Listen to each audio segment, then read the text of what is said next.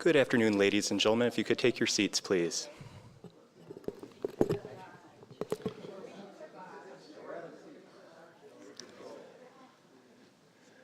Good afternoon and welcome. My name is Matt Abbott, and I am the Director of Government and Diplomatic Programs here at the Chicago Council on Global Affairs. We're honored to welcome Ambassador Michael Zhentowski. We're thrilled that he's here to speak on our platform. I'd like to thank George Drost for all of his assistance in organizing this program, and also acknowledge the staff at the Czech Consulate as well as Consul General Borzak Ližek. Please note that today we are on the record and we are live streaming. We welcome your engagement on social media, but please silence your phones. We will be taking audience questions later through an online app as well as from directly in the room. To ask questions online, please type chi.cnf.io into your browser. For nearly a century, the Chicago Council on Global Affairs has provided an independent, nonpartisan platform for a variety of different perspectives to promote deeper global understanding and active U.S. engagement in the world. Views expressed by individuals we host are their own and do not represent institutional positions or views of the Council. Andrew Shapiro will be introducing our speaker this morning. Ambassador Shapiro is a partner at the law firm of Quinn Emanuel. He previously served as the United States Ambassador to the Czech Republic. He completed his undergraduate work at Yale University and also holds degrees from Oxford University and Harvard Law School. Now, please join me in welcoming Ambassador Shapiro.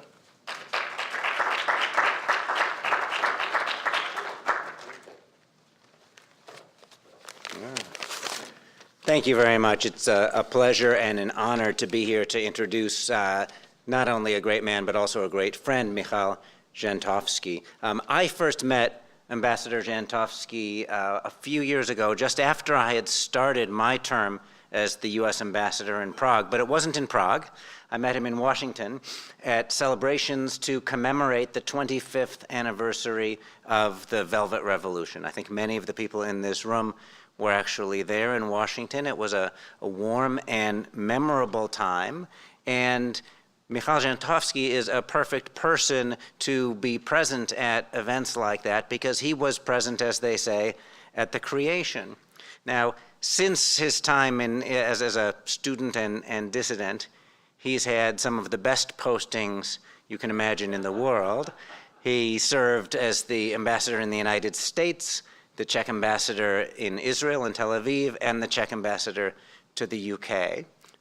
His positions were almost as good as mine. I got to serve in Prague, but he now has the best of all worlds because he is back in Prague. And Michal Zhentowski really represents the best of his generation and the best of his country. When the protests broke out in 1989, he was there at the side of Václav Havel. When the Rolling Stones and Frank Zappa came to visit the new president, he was there with his shaggy hair and his sweater, helping to navigate the new post-communist world. When the Czech Republic entered NATO and the EU, he was there. He's now the executive director of the Václav Havel Library. He was the president of the Aspen Institute in Prague. And I think that many of you will agree with me if I say that we need many more people like him and like Václav Havel, of whom he's written a wonderful and well-received biography, more than ever today. If you look at Europe, and unfortunately places beyond Europe, including our own country these days, there are some politicians, some leaders who do not have the courage to stand up and speak the truth, but instead are telling everyone to be afraid. Be afraid of migrants. Be afraid of Brussels. Be afraid of George Soros. Whatever it might be. And the test of a true leader, someone like Václav Havel, is that that person might have the confidence to talk about nuance, to talk about complexity, and to talk about compassion. The narratives that we're seeing in Europe now, unfortunately, are pushed not just by opportunistic leaders, but also by Russia, which wants to portray a divided, unsuccessful Europe in which there is infighting and fear. And it should go without saying, but it doesn't necessarily these days, that a strong and united Europe is in the U.S. national interest. So I think it's very fitting that today we have someone from literally, if you look at a map, the center of Europe, Ambassador Jantovsky, who will, I think, help us to decide whether we should be optimistic, pessimistic about the future of Europe, and whether there's anything we can do about it. So with that, it's my great pleasure and honor to introduce Mikhail Jantovsky.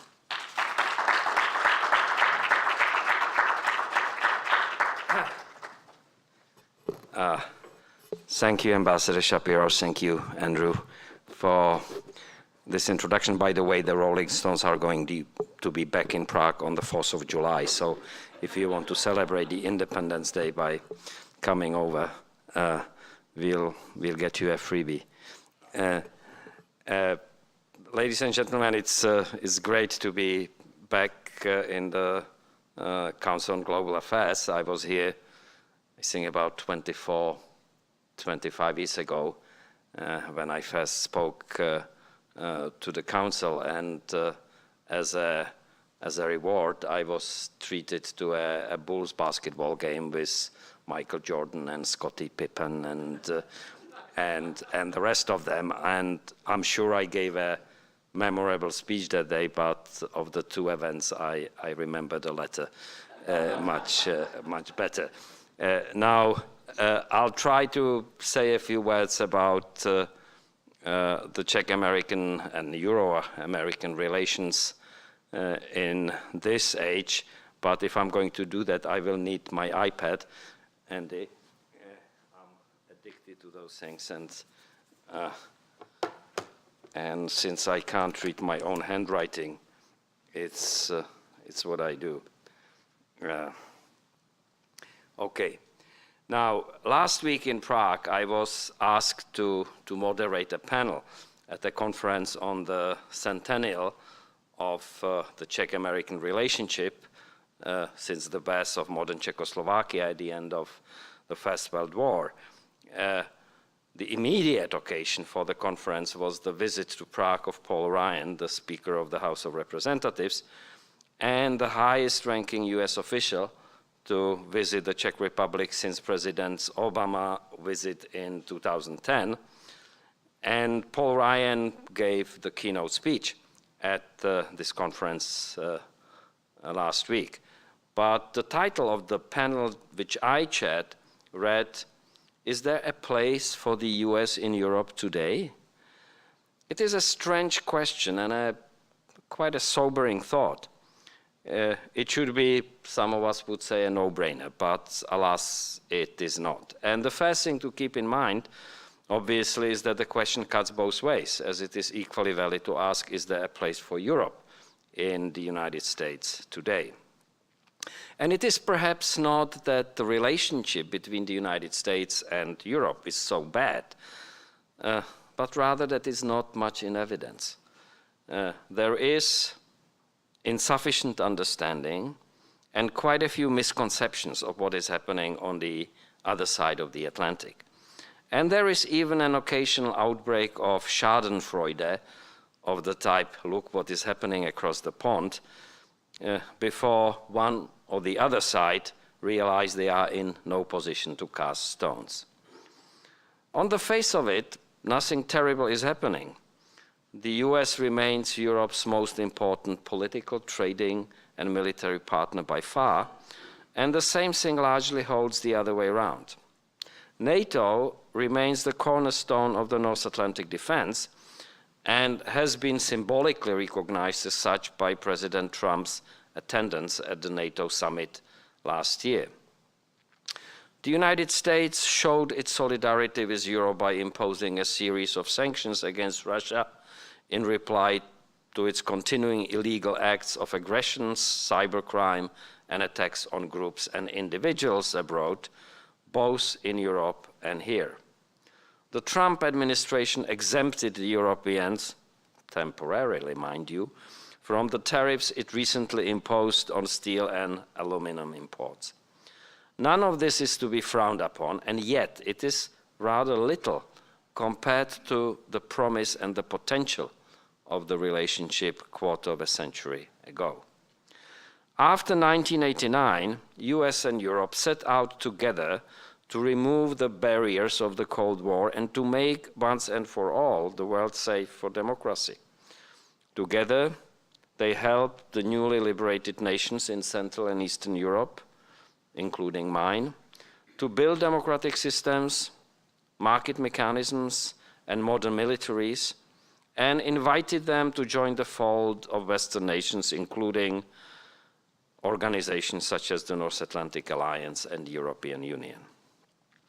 The countries of Central and Eastern Europe made their own contributions by helping stem the tide of nationalism and ethnic hatred in former Yugoslavia, and by standing with the United States in the first and largely second Gulf Wars in Afghanistan and elsewhere.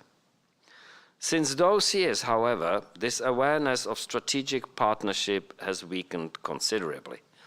It is not so much the political differences over the war in Iraq, issues of intellectual property or relationship to third countries such as Israel that are responsible for that. Political differences between America and Europe, often quite heated, had existed throughout the Cold War without causing a permanent damage to the relationship. It is rather that the mutual bond and trust have been replaced, at least in part, by suspecting the motives of the other party and sometimes simply by indifference. 15 years ago, the quartet of the United States, European Union, UN, and Russia, spearheaded by the first two, undertook bold initiatives to bring peace and security to the troubled region of the Middle East. Today, much of the region lies in ruin. The European Union has lost much of its influence on the events on the ground, and the United States servicemen are facing Russian troops across the front line in Syria. Indeed, the inability of the West to help bring about a similar transformation of the Middle East it succeeded in making happen in Central and Eastern Europe has contributed much to the mutual frustration, with blame to be shared by both sides. Some divisions and disagreements, those surrounding the war in Iraq in particular, were perhaps inevitable. Some, like on Iran and its nuclear program, we were able to bridge, at least temporarily. But our inability to find a common stand, and even more to follow through on our positions and values on the Middle East peace process, on Libya, and most blatantly on Syria, had more to do with fatigue, lack of conviction, and moral failures. 5 years ago, the United States and the European Union started to negotiate the Transatlantic Trade and Investment Partnership, the TTIP, that was to radically increase the room for free trade and remove obstacles and barriers, adding perhaps 1 to 2% to GDPs on both sides of the Atlantic. So far, the effort has come to naught, largely due to distrust and prejudice on the European side as much as on that of the United States. 5 years later, we are haggling about steel and aluminum tariffs, internet privacy, taxing the multinationals, and sensitive data sharing, and the dream of a shared Atlantic economic area is receding into the past. 4 years ago, the European Union was on the verge of concluding an association agreement with Ukraine, and together with the United States supported the popular movement which aimed to bring democracy and rule of law to this country after 20 years of upheavals, instability, and corruption. Today, parts of Ukraine are occupied by a foreign power, stability is nowhere in sight, and history threatens to repeat itself. 28 years ago, in his speech to the joint session of the United States Congress, Václav Havel surprised many in the room by saying, and I will quote, "How can the United States of America help us today? My reply is as paradoxical as the whole of my life has been. You can help us most of all if you help the Soviet Union on its irreversible but immensely complicated road to democracy," unquote. And you cannot say the United States has not tried just as much as Europe tried, and for a time it seemed that it is only a question of time before Russia became a full-fledged, respected member of the community of democratic nations. But Russia today, both the country and the television channel, is on the warpath, attacking the Western institutions, spreading disinformation to sow doubt and discord about democracy, undermining elections, using trolls, fake news, and information dominance strategies, and even settling its scores by murdering people abroad in the time-honored tradition of what the Russians call mokrye děla, which translates as wet works. Once again, the old instincts of solidarity and common purpose have re-emerged on both sides of the Atlantic, leading to a series of sanctions and punitive measures against Russia. But it is a sad reality that some of the European countries chose to refrain from condemning the latest Russian offenses and sent some of their diplomats packing. Some of the Russian diplomats packing, I mean. Sanctions are most effective when they leave the offender no wiggling room, and this, unfortunately, has not been the case. A little over 20 years ago, also in Washington, D.C., Václav Havel received the Fulbright Prize, named after a leading proponent of an active role of the United States in world affairs. It is almost frightening to read what he had said at a time when the world, including the United States and Europe, were still basking in the afterglow of the end of the Cold War. And I will quote again. It has often been said that the West and democracy have won the Cold War, and that what is at stake now is for them to win the peace too. 8 years after the collapse of communism, I am deeply convinced that this task is going to be much more difficult to accomplish. The threats looming over the world today are to the threat of communism as metastasis is to an isolated tumor. The defense of the values that America stands for is in many respects more difficult than in previous time. This time, the forces of freedom would not be facing one totalitarian enemy. This could be a strange war of all against all, a war with no clear-cut fronts, a war that would be difficult to distinguish from terrorism, organized crime, and other kinds of civilization crime, a war into which the whole world would be dragged by a number of indirect and hidden means, unquote. I'm afraid that many of the threats Havel spoke about have materialized, although he had no way of imagining new forms of hybrid and asymmetric warfare through cybercrime, fake news, electoral meddling, and disinformation which recognize no border, no international conventions, and no standards of correctness and fair play. The Czech Republic has the reputation of being one of the safest and most peaceful countries around the world. Actually, in OECD statistics, it's, I think, ranked as the 6th safest country in the world. But it cannot ignore that its political system, its way of life, and its values are being challenged from within and without. Neither can other countries ignore this. Our best hope at conquering the challenges is facing them together. That is the original purpose of the North Atlantic Treaty. That is one of the purposes of the European Union. And that is also the ethos of this amazingly strong relationship between our two countries. However, serious as the above-mentioned threats are, the level of fear and even panic they evoke does not seem to me to be quite commensurate with their real proportions. Russia is and will remain the largest country on Earth and one of the two nuclear superpowers. It is, however, a nearly bankrupt country with an aging and diminishing population, a kleptocratic government, and an economy dependent on the exports of natural resources. Compared to the colossus it had been during the Cold War, it is a colossus standing on feet of clay.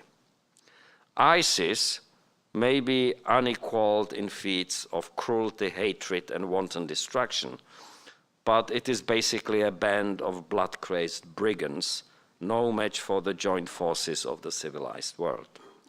So the anxiety that is felt around the West must stem from something different, a threat that may be coming from within rather than without. And for many years I have been a big fan of the Pogo Possum cartoon character and of his immortal quote, "We have met the enemy and he is us." The discord and frustration making rounds of the West in Europe as in America, in my country as in others, emanates from a serious loss of confidence in the values our civilization was built upon. It did not come from nowhere, but rather out of years of a rather cavalier attitude we had collectively shown to symptoms of greed, selfishness, corruption, hypocrisy, neglect, and rising inequality. I believe it is this that gave an opening to so many expressions of populism, narrow nationalism, and questioning of liberal democracy that we have been witnessing lately. 15 years ago in Washington, D.C., at the unveiling of a memorial to Thomas Garrick Masaryk, the founder of Czechoslovakia 100 years ago, and the man who epitomized the deep relationship existing between our two countries, President Havel said, and I will quote, "May the presence of this memorial remind everyone for all times to come of what it is that unites the great American nation with the Czech and Slovak nations, our shared ideals of human liberty, human rights, the rule of law, political system, a free market economy, and the awareness of humanity's responsibility for the world," unquote. It seems that from time to time we may all need such a reminder. Thank you very much.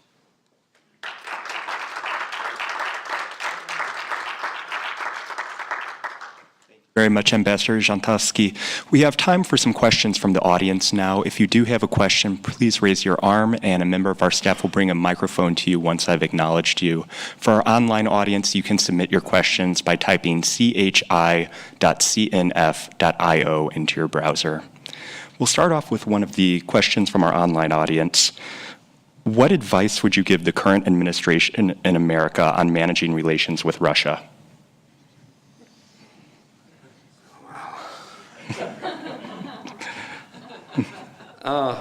Look, I'll try to be fair. I think that a year ago or 15 months ago, after the presidential election in the United States, we Europeans, and in particular we, the Central Europeans, had some apprehension about what might be the future of the Russian-American relationship. Frankly, there was some fear that the new administration might be willing to sell out its relationship with Europe for a good and profitable relationship with Russia. And that has not quite happened, and Russia, I think, helped a lot in it by doing what they did. But I think that the United States responded quite well and quite effectively to some of the challenges of the Russian government, while proclaiming its continuing interest in a good relationship with Russia. And this is basically the European position and our position as well. It would be very dangerous if we did not respond to the Russian acts of violence and of violating the international rules, since it would be encouraging the Russians to go further. And if you sit in Central Europe, you might have some fears about what the further might mean. So I would give the United States government a decent grade on its policy towards Russia, and the only advice, which is a very general advice and which I would be giving to my government as well as to any other government, in foreign policy, it pays to be consistent and to follow through. The worst kind of thing you can do in foreign policy is to say something, to draw a red line, and then let the red line be violated without responding to it, and things of that kind. And so that's my advice. Another online question: can you comment on the recent Hungarian election and the impact of this on the region and the EU? Well, the result just came in last night, and I understand that the Orban government has retained the constitutional majority, although it has lost some of the votes, in particular in the younger age groups, and that the reaction in Europe to the results was quite negative, and something that have been said identify Hungary as perhaps the largest internal threat to the future of European integration. I think it's always a mistake to respond the second day to election results. It's too early. Orban, might have, I don't know, it's just a speculation, might have said some things before the election that he will not follow through after the election. The straw man of George Soros helped him, unfortunately, to win the election, but hopefully he will have no need for the straw man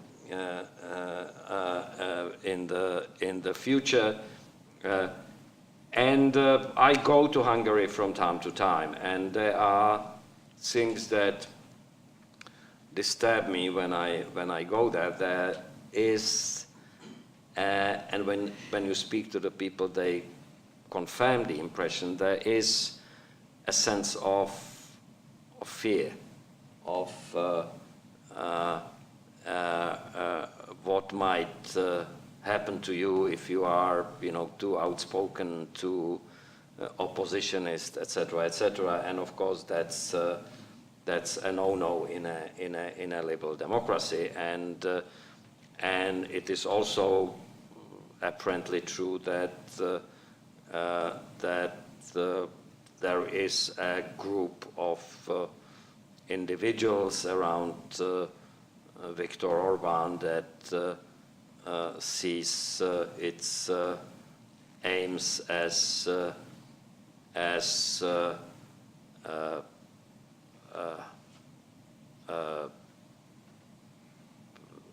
monetary rather than political, and there is you hear some very disturbing stories about how the Hungarian economy is run. And the sad thing is, of course, that Viktor Orban is quite visibly taking a different line towards Russia than most of the other EU member countries. That said, it's not a dictatorship yet. it's a country with problems, and the problems need to be debated, they need to be pointed out, but I think it has never worked in the EU to single out one country for criticism and punishment and try to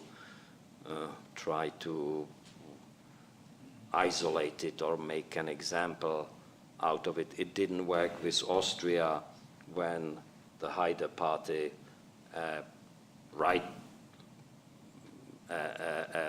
far-right party entered the government many years ago. It did not happen with the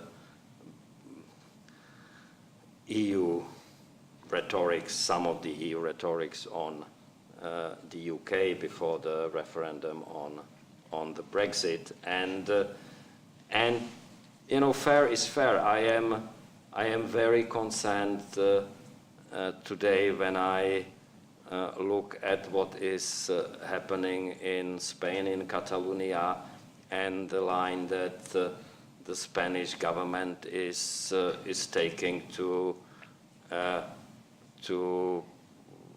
the resolution of the issue of Catalonian autonomy or independence. I mean, there is a way to do it, and the way is to let people vote about it, and this has not happened, and I think that if we are speaking, this is a mantra we use in Europe of European values. So this is one of the European values that you know, such issues should be decided democratically. I was in London as ambassador when the referendum on the Scottish independence came up, and I must say I was quite envious about the way the Westminster government and the Scottish government were able to agree on a referendum, to agree on a question, to agree on the quorum for the referendum, and they had a very civilized debate before the referendum, and then they had a vote, and everybody said, yes, this is the vote, and we respect the vote. This, you know, if I speak about European values, this should be also a part of them. Thank you. Do you feel that populist trends are going to stay in Europe and the US for the long term? I haven't heard the question, I'm sorry. Sorry. Do you feel that populist trends are going to stay in Europe and the US for the long term? Yes, I think this is not going away anytime soon, and I think the data corroborate it. You know, last year there were several elections in Europe which did not end up as badly as people feared, and the Macron victory in France, the result of the Dutch elections, and even the result of the German election. And quite a few people drew a lesson from that the West was over, and that you know, the populist tide will go away. But if you look at the results of all those elections, with no exception, in detail, you will see that the number of votes for the populist parties has grown in each of the elections. And that was still before the elections in Italy and the elections in Hungary. The tide is still rising, and I think it would be irresponsible to say it is not. And it is rising even in the Czech Republic, I'm sorry to say, for the first time since 1989, we had a party which was openly populist, openly xenophobic, openly racist in some respects, which won 10% of the vote in the election, and not to mention another party which I called Populist Light, that actually won the election and has been trying to form a government since, so far unsuccessfully. Thank you. Yes, sir, in the fourth row, please. First of all, thank you for a good talk today. Immigration around the world has become a hot issue, and I wonder how the Czech Republic has responded to the request from the EU to take migrants, and how your relations with your neighbors have been impacted by those waves of people. Yes, that's a very interesting question. It has responded negatively, to start with, so that you don't feel I'm beating about the bush. But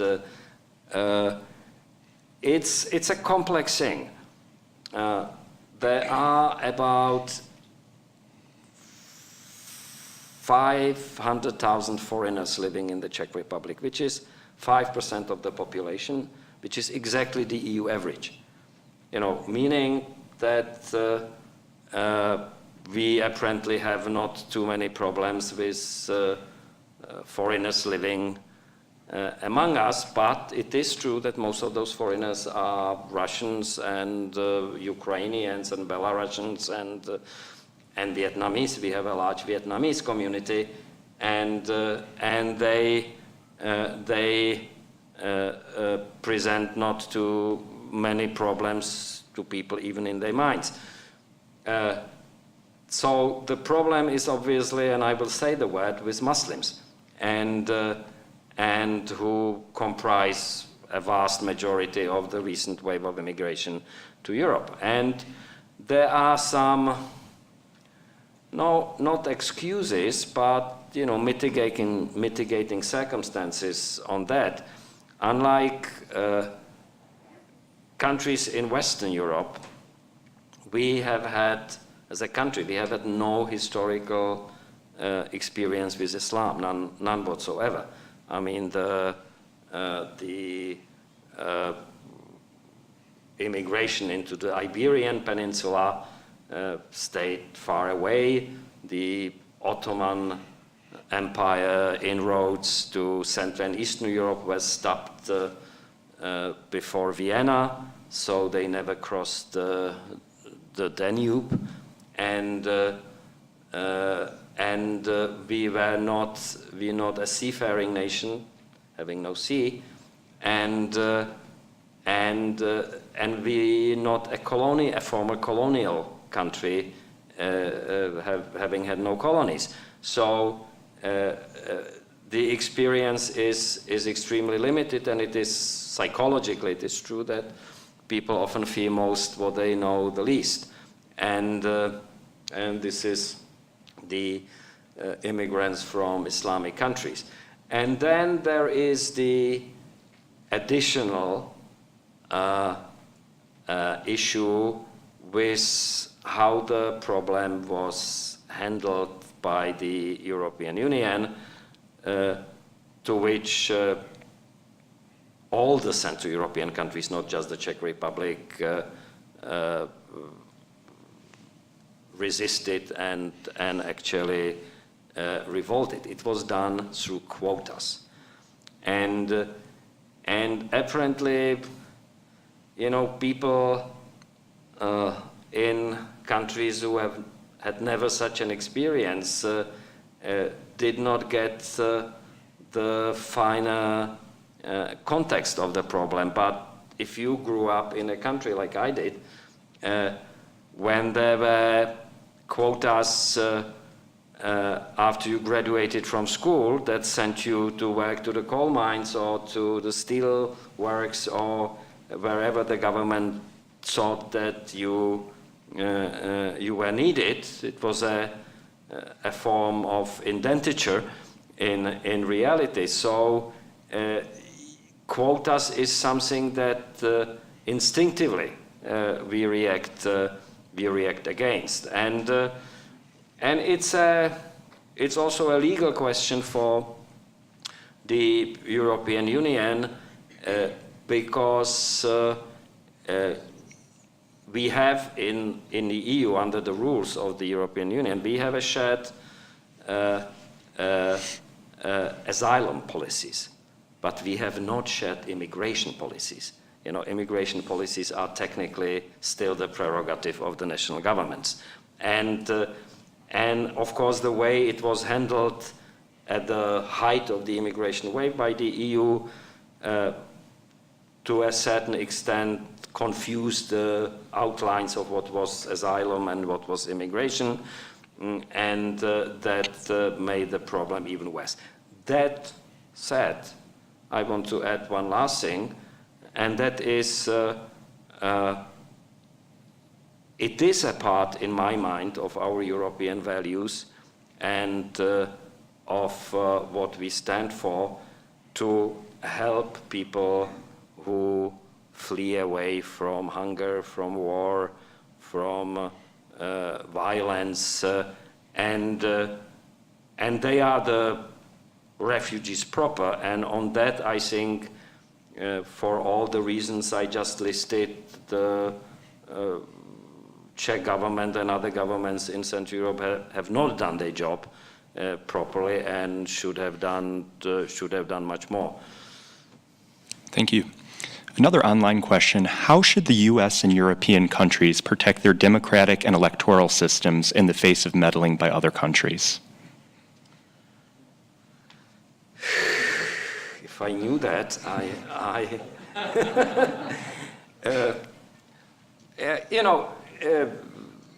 I will just offer some fairly elementary ideas.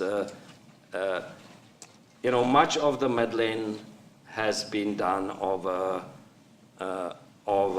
the internet in the digital universe. We now know that some of it may have involved theft of or using private data about individuals from the Facebook and other social networks by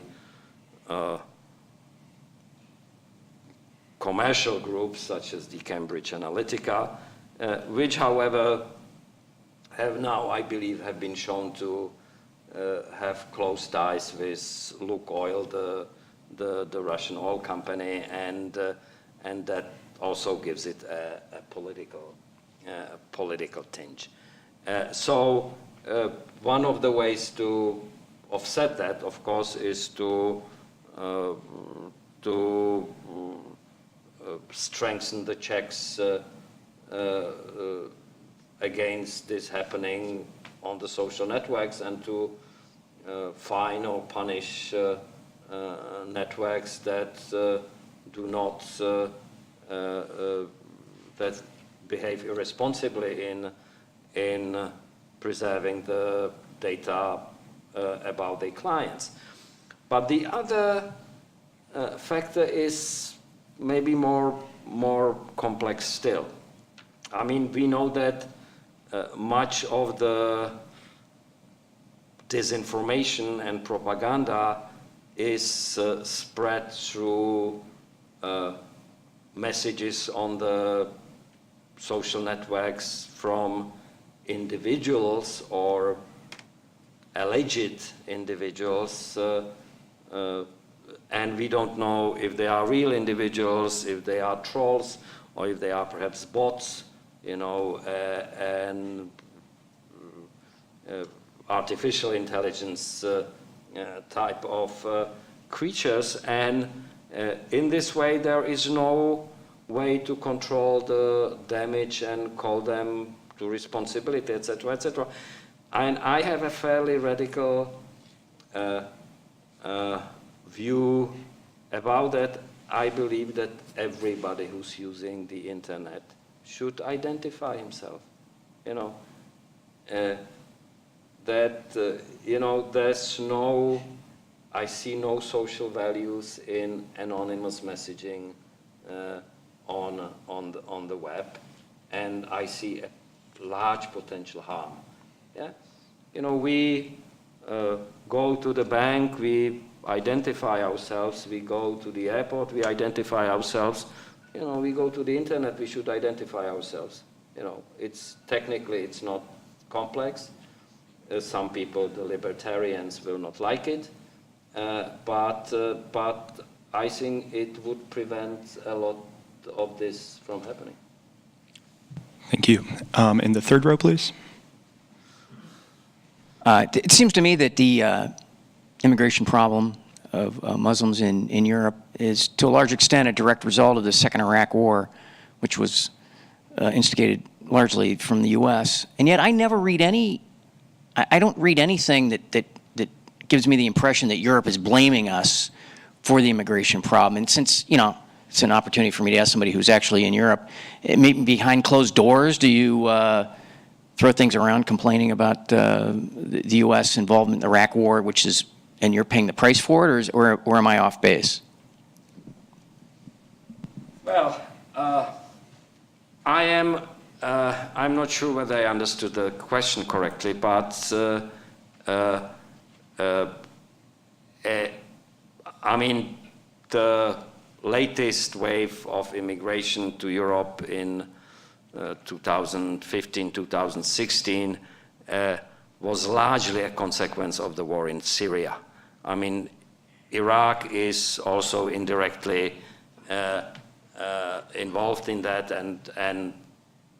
and some refugees came from the areas which were controlled by the Islamic State people, etc., etc. But the bulk of the immigration was from Syria. So it's an indirect line of evidence. It is true that the war in Iraq was and is viewed very critically by most Europeans, and that some of the reasons for that was that the reasons cited for the invasion of Iraq, namely the existence of weapons of mass destruction in Iraq, has never been proven, and some of the reports were obviously false. Also, that the aftermath of the invasion was mishandled by totally removing all hierarchy of authority in Iran, the military, the police, etc., with a large degree of chaos as a consequence, and with the emergence of the internal fighting in Iraq, which cost thousands and thousands of lives. That said, Václav Havel was one of the minority of leaders in Europe who supported the invasion of Iraq at the outset, and he supported it on humanitarian grounds because he considered it to be proven, and I think it has been proven, that Saddam Hussein was guilty of mass atrocities against his own citizens and deserved to be removed. And this was also the extent of Havel's support. He supported the removal of Saddam Hussein, even by military force. He never expressed any support for what came later, what came afterwards. So it was a limited degree of support. Thank you. And we have time for one more question. We'll go front row, please. And a microphone's on its way. Hi. Since we are talking about Syria, this week there was another chemical attack, and it killed dozens of people. And I wonder what's your view of how this conflict could be solved or not? Well, you were supposed to be in Prague, I could have avoided this question. But there was an attack in Syria, which and there's evidence that it's been a chemical attack, a use of chemical weapons by the Syrian government.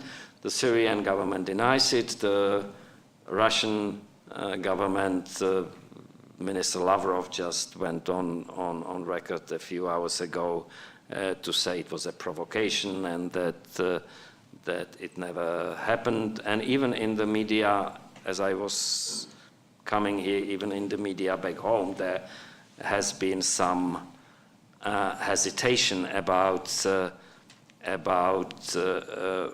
definitive evidence that it was the Syrians.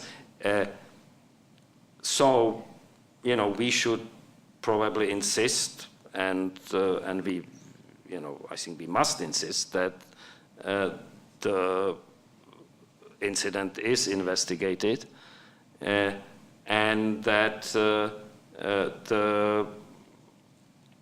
presence of chemical weapons is demonstrated beyond doubt. But in the meantime, President Trump has already said that Syria will pay a high price. And this is what I meant earlier about red lines and they crossing and what comes afterward. I mean, during Obama administration, we know that the same situation happened, and then the evidence was much stronger, and the U.S. government said explicitly it was a red line that was crossed, and nothing happened.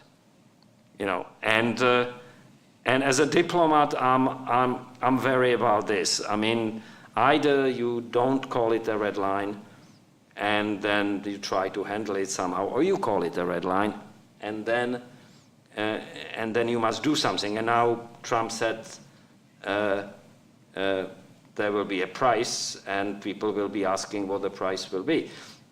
In the meantime, there was an attack on a Syrian airbase, which many people took to be a response, a U.S. response for the chemical attack, but that the Syrians and the Russians now say was an attack by Israel, which has not commented on the incident, as they usually don't. So again, we are in a situation of high degree of uncertainty, and I think it's essential, it's crucial for the future of international relations and security around the world that, you know, we do everything in our power to establish the certainty, because if the uncertainty remains, it provides the fuel for all kinds of conspiracy theorists and misinformation, etc., etc., and then they start casting question on other things. I mean, I know it's absolutely foolish and useless, but I'm in a debate with a group on the Czech Facebook who claim that September 11 never happened, and I'm wasting my time trying to convince them that there is persuasive evidence for it happening, but we must do the same thing for Syria, the same thing for every such event. Otherwise, you know, a friend of mine, a Russian journalist in London, Peter Pomerantsev, wrote a book about Russia, which we called a country where nothing is certain and everything is possible. You know, and that's a kind of world I don't want to live in. Ladies and gentlemen, thank you for attending today's program. Now please join me in thanking Ambassador Żantowski.